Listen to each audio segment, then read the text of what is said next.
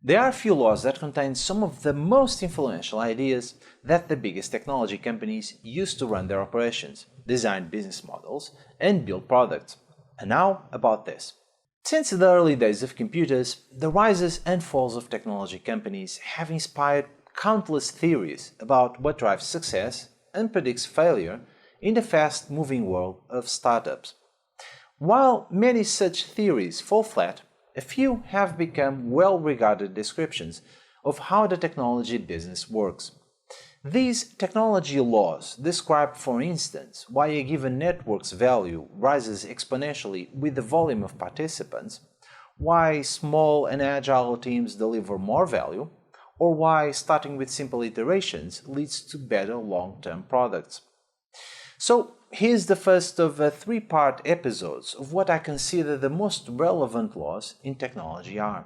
Number 1. Moore's Law. In 1965, Intel co-founder Gordon Moore made a prediction. He observed that every year, semiconductor manufacturers were able to double the number of transistors on a single microchip and halve the cost of building them. While this progress relied on advances in technology and manufacturing to make even smaller transistors, it also became a kind of self-fulfilling prophecy in the industry. Even today, when Moore's Law may finally be reaching its limit, a successor to Moore's Law that predicts similar exponential increases in computing power is emerging to help define the next age of computing. Number 2. Metcalfe Law.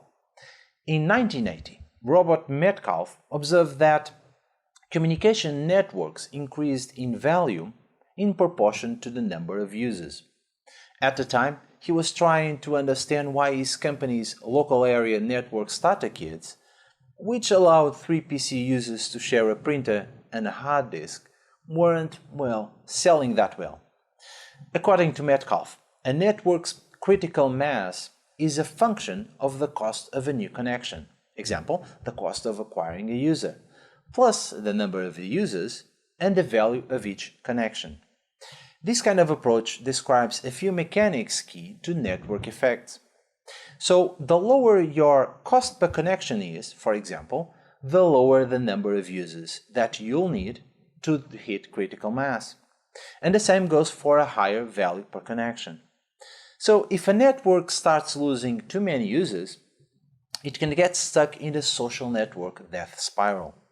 And that's because, while the forces described by Metcalfe's law can help startups gain lots of users quickly, they can also cause those startups to lose users at the same pace.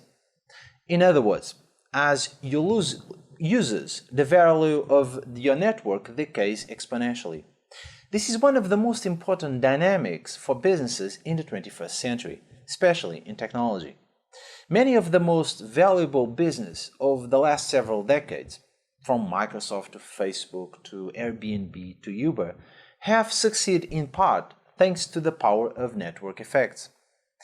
So, while building a business through network effects was valuable before the Internet made it possible for companies to grow their user base at exponentially faster speeds, often building their entire business models on this growth. On the next episode, I will be talking about Gauss' law and the two-pizza rule. See you then!